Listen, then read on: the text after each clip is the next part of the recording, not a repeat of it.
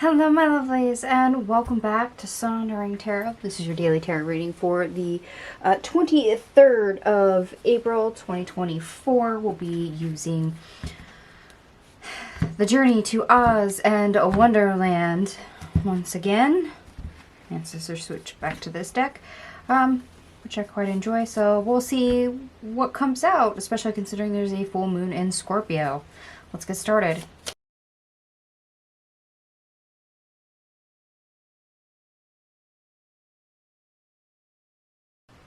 Alright, my lovelies, I have all your cards out on the table. We have 8 major arcana.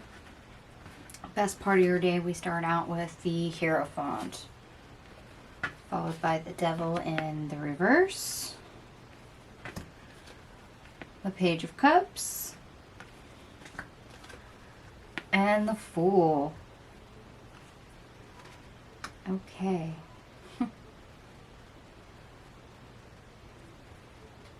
It's like we get it. We've gotten over a hurdle. We learned what we need to. Number one, to be happier and to dare to dream again, to make things happen. Ooh, okay. There's either a little bit of a major life lesson that we're pinging on, or perhaps you're just getting a little bit more of an idea when it comes to your life of what doesn't work for you. So you're literally letting it go and going, yep, that ain't for me. And that makes room for more of your dreams. Ones that you can actually go after. Ones that you actually have a shot at.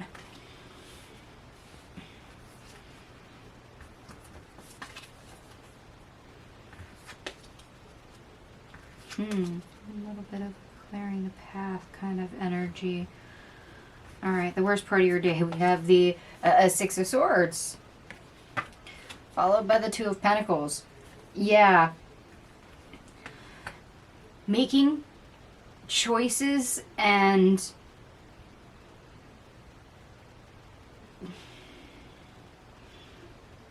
feeding the right thing so you can be successful, so you can move forward, so you get, can get that momentum or transition to the next phase. That's difficult. I get the sense that finding your equilibrium, having that balance, and making the right choices is actually what seems to be halting you. Whether that is something you're still doing or something you've been doing in the past and you just haven't moved on from that type of energy to realize, oh, I shouldn't do that, until you actually learn not to do that. Or, hey, this is what is more me. This is more authentic to me. This is something I should prioritize more. Why? Because it'll get me somewhere. Why? Because it speaks to me. Or it speaks to my heart. It speaks to my dreams. It speaks to me of the person I aspire to be.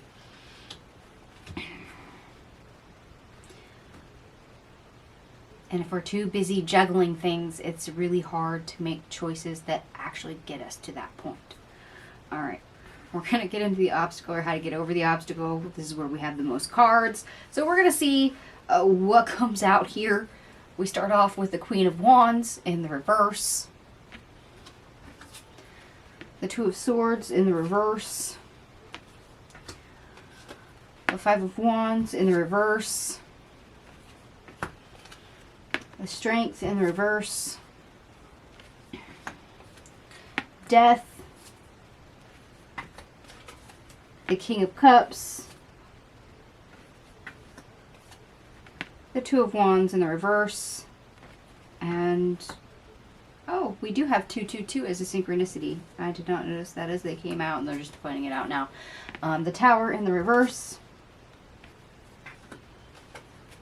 the Ten of Cups, the Four of Cups in the reverse,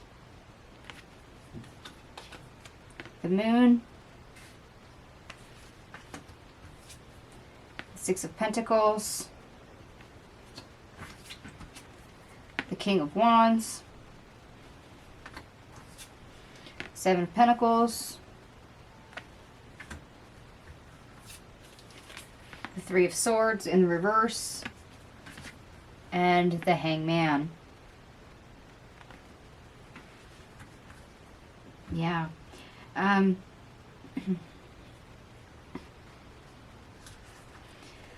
Okay. Anytime you're making choices that don't speak to the authentic you, or that somehow put you at a disadvantage, disempower you in some format, even if they don't offer any lessons, just any action, whether you perceive them lessons or not, you're undermining yourself. You're sabotaging yourself. Why? Because you're robbing yourself of the chance for change. If you're constantly making choices that undermine yourself,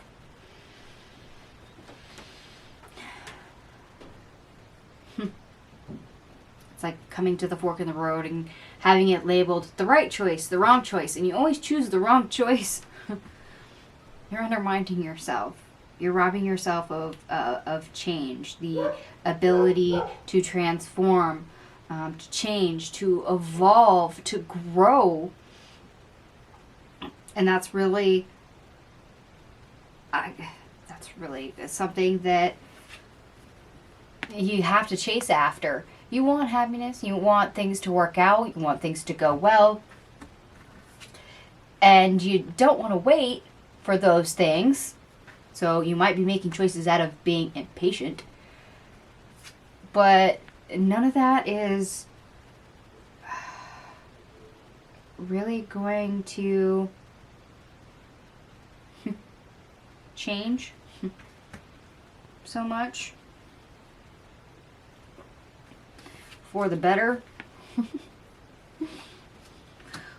If you're going off half-cocked, making things up as you go along, making choices without thinking them through,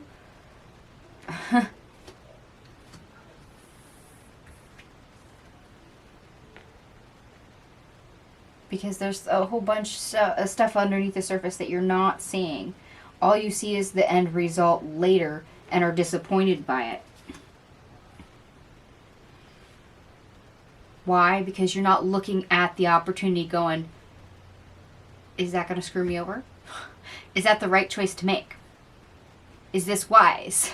Is this what I need? Is it what I want, or is it what I need? And that is something that seems to be hidden from you, or you're not looking at it, and it reveals itself later. And by that point, it's too late. You already made the choice, and you're already facing the consequences. Okay. So there's a little bit of a balance here we have to reestablish, especially when it comes to what direction or actions we're taking, the choices we're making. We got to be more prudent with where we're putting our energy, where we're making those choices. You can't just take every turn that's offered. You can't always pick a new direction every 5 seconds. So, being a little bit more practical, being a little bit more patient, trying to be a little bit more wiser in our decision making here. So we're not wasting our effort. Instead, we're trying to put value on what we're doing, what we're trying to achieve, and not putting ourselves in a corner or trapping ourselves trying to get there. Because ultimately, we're trying to make things easier on ourselves. And so far, a lot of us seem to be going about it the wrong way. And that's something that we really need to stop and think about. Of, okay, is this the right way to go about it? Am I just spinning my wheels and going against the grain, not being authentic to myself and just going through the motions and just making choices? Why? Because I don't know what I'm doing and I'm just making choices for the heck of it.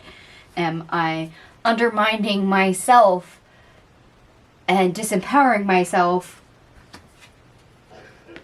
to where I don't have any stability, I don't have any confidence in what I'm doing, because I'm automatically robbing myself of the ability to grow, to change? Sometimes the best thing you can do is hold still.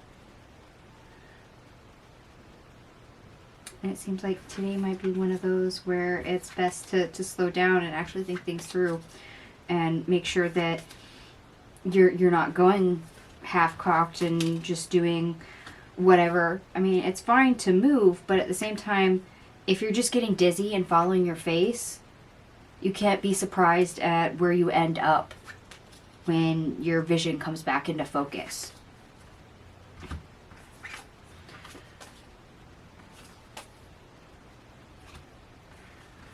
Alright.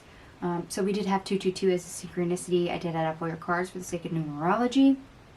Everything here adds up to 126, which also reduces to 9, which is spirituality and completion. Yes, we're trying to foster change. We're trying to keep change.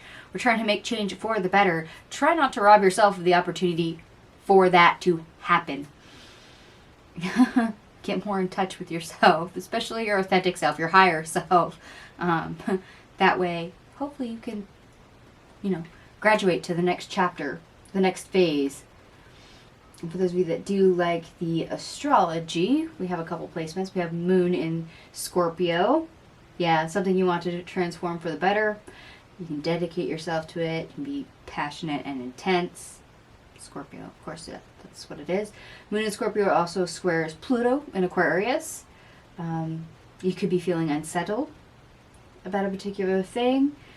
You can get to the heart of it and settle yourself. And in this case, this energy says we are not at the heart of the matter. We haven't figured it out. But there is the opportunity for us to identify that and get it all straightened out. We also have the full moon in Scorpio. So intense, passionate energy that's usually associated with Scorpio. Of course, that means there's something serious wandering around that has to be addressed or resolved. And of course, once you figure that out, you get not only a better handle on it, more control, but you can also feel empowered. In this case, making choices that disempower you is not the way to go. And then once you do that,